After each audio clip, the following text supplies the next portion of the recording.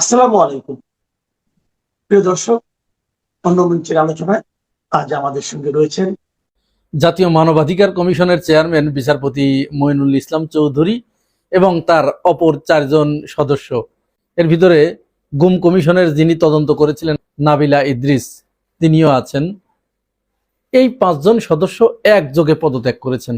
মানবাধিকার কমিশনের এই 5 জন সদস্য একযোগে পদত্যাগ করার মধ্য দিয়ে মূলত রাষ্ট্রের ভিতটাই কাঁপিয়ে দিয়ে গেছেন। তারা কেন পদত্যাগ করেছেন সেটাও ভেরি ইন্টারেস্টিং।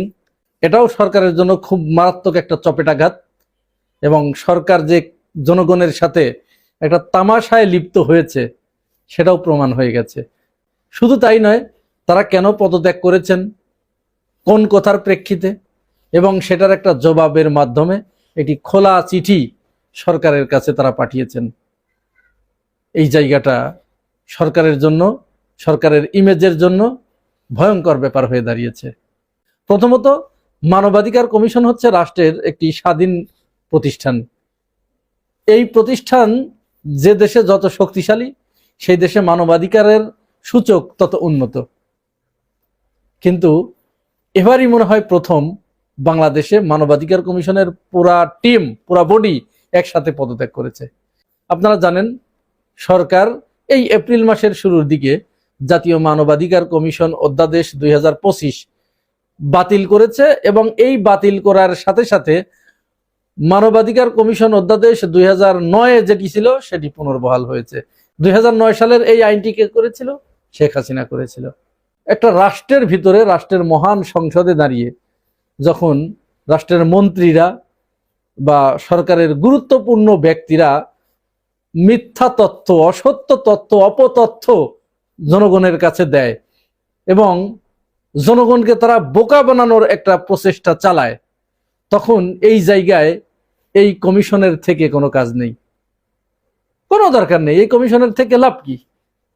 যেদিন এই মানবাধিকার কমিশন বিলুপ্তির উপরে আলোচনা হয়, সেদিন বিরোধী দলের প্রতিবাদের জবাবে আইনমন্ত্রী ব্যারিস্টার আসাদুজ্জামান তিনি সংসদে দাঁড়িয়ে বলেছিলেন যে আমরা এই মানবাধিকার কমিশন বাতিল করছি কারণ এখানে 10 বছরের সাজার ব্যবস্থা করা হয়েছে, এখানে যাবজ্জীবনের কোনো সাজার ব্যবস্থা নাই, এমনকি মৃত্যুদণ্ডেরও ব্যবস্থা নেই।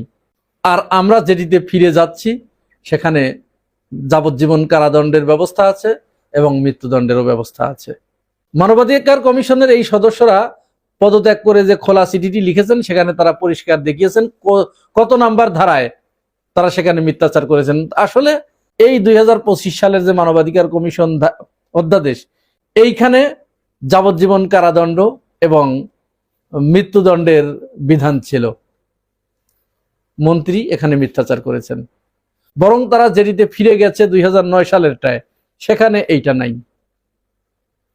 তাহলে কি বুঝলেন কেন এই সংসদে দাঁড়িয়ে এই জনগণের সাথে এরকম তামাশা করা? জনগণকে কি এরা এত বেকুব ভাবে, এত বোকা গাধা ভাবে?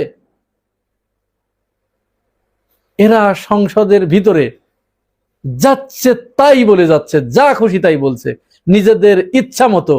সংবিধানে যেটা নাই সেটাকেও বলছে আছে, আইন যেটা নাই সেখানেও আছে, শুধু খুব জোরে ফোর্স ক্রিয়েট করে কিছু কথা বলছে, ভাবছে এটাই সত্য। চিল্লায় বললেই, অসত্য কথা চিল্লায় বললেই কি সেটা সত্য হয়ে যায়? আর দেশের জনগণ তো এত বোকা না, এত বেকুব না, তাদের এত বেকুব ঠাউরানোর তো কোনো প্রয়োজন নেই। সালাউদ্দিন আহমেদ তিনি সংসদে দাঁড়িয়ে পুরো বাংলাদেশের 18 কোটি মানুষকে তিনি অসম্মান করেছেন, অশ্রদ্ধা করেছেন। তিনি বলেছেন যারা এই 70% মানুষ গণভোটে ভোট দিয়েছে, হ্যাঁ ভোট দিয়েছে, এরা না বুঝে, জনগণ না বুঝে ভোট দিয়েছে। তাহলে তো বলতে হয় জনগণ আপনাদেরকেও না বুঝে ভোট দিয়েছে, কারণ তারা যদি জানতো যে আপনারা ক্ষমতায় এসে এই কাজ করবেন, জুলাই যোদ্ধাদের সাথে, জুলাই গণ অভ্যুত্থানের সাথে এরকম গাদ্দারি করবেন, তাহলে তারা আপনাদের ভোট দিত না। শুধু তাই নয়, আইনমন্ত্রী আরো একটি কথা বলেছেন, যে অধ্যাদেশটি বাতিল করা হচ্ছে এইখানে তদন্তের কোনো সময়সীমা ছিল না, জরিমানার কোনো ব্যবস্থা ছিল না, এমনকি তদন্ত বিলম্ব হলে কি শাস্তি হবে সেটারও ব্যবস্থা ছিল না। এই পদত্যাগকৃত সদস্যরা পরিষ্কার করে বলেছেন যে না, এটিও অসত্য, বরং এইখানে সময়সীমা বেঁধে দেয়া ছিল, এরপরে নির্ধারিত সময়ের ভিতরে যদি কেউ তদন্ত প্রতিবেদন দাখিল করতে ব্যর্থ হতো তাহলে তারও শাস্তির বিধান রাখা হয়েছিল। বরং 2009 সালেরটা এটা নাই, এইগুলো নাই।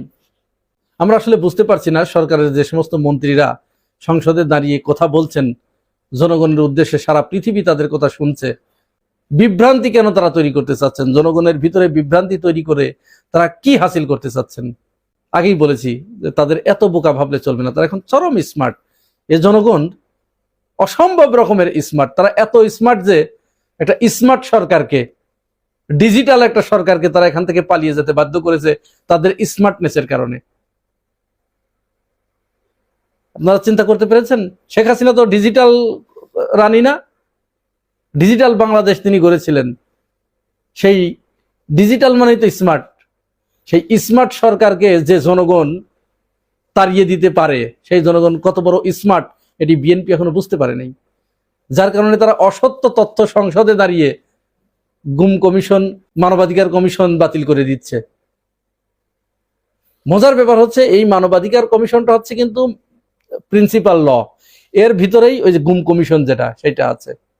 মানবাধিকার কমিশন অধ্যাদেশ যখন বাতিল হয়ে গেছে তখন গুম কমিশন অধ্যাদেশে বাতিল হয়ে গেছে। তার মানে সবই ওই 2009 সালে। এখন যেটা হয়েছে সেটা হচ্ছে ওইখানে বলা হয়েছে যে যদি জনগণ সরকারি বাহিনীকে প্রতিরোধ করতে গিয়ে কেউ ওই প্রতিরোধের সম্মুখীন হয়ে যদি মারা যায় তাহলে এক্ষেত্রে তারা সুরক্ষিত, তারা সুরক্ষা পাবে। আর যদি কোনো বিশৃঙ্খলা সৃষ্টি করতে গিয়ে কেউ নিহত হয় তখন পুলিশ মামলা করতে পারবে। এটি কিন্তু এখানের পরিষ্কার বার্তা ছিল। আর তাইলে এখন এই যে সংজ্ঞা, এই যে শ্রেণী, কোনটি প্রতিরোধ করতে গিয়ে আর কোনটি বিশৃঙ্খলা করতে গিয়ে নিহত হওয়া, এটা কে নির্ধারণ করবে? এইটা নির্ধারণ করবে হচ্ছে মানবাধিকার কমিশন তদন্ত করে, তদন্তের মাধ্যমে। কিন্তু এইটা বাতিল করে দেওয়ার কারণে এখন আর তা রইল না। এখন কি রইল?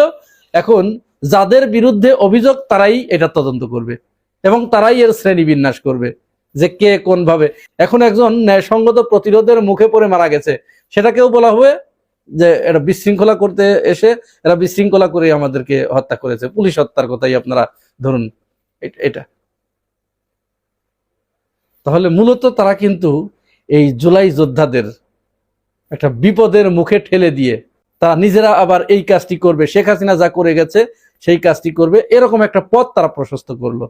যদিও ডক্টর জাহেদ বলেছেন যে সরকার গুম কমিশন বাতিল করে দিয়েছে মানেই সরকার গুম করবে, বিষয়টা এমন নয়। ডক্টর জাহেদরা যখন এই কথা বলে তখন আমাদের সন্দেহ আরো ঘনীভূত হয়। যাই হোক, সবশেষ কথা যে এই মানবাধিকার কমিশনের পুরা টিম একযোগে পদত্যাগ করার কারণে সরকার বড় ধরনের একটা বিপদে পড়ে গেল বলে আমাদের কাছে মনে হচ্ছে। সরকার এটাকে কিভাবে ট্যাকেল দেবে এবং এই ব্যাপারে আন্তর্জাতিকভাবে অবশ্যই চাপ সৃষ্টি হবে। সরকার এটি কিভাবে ট্যাকেল দেবে সেটি এখন দেখার বিষয়। প্রিয় ভাই বোনেরা, মানবাধিকার কমিশনের পুরা টিম একসাথে পদত্যাগ করে কাজটি কি ভালো করেছে নাকি মন্দ করেছে জানাবেন কমেন্টস বক্সে। আর চ্যানেলে নতুন হয়ে থাকলে পাশে থাকবেন সাবস্ক্রাইব করে। আজ এ পর্যন্তই, ভালো থাকবেন, আল্লাহ হাফেজ।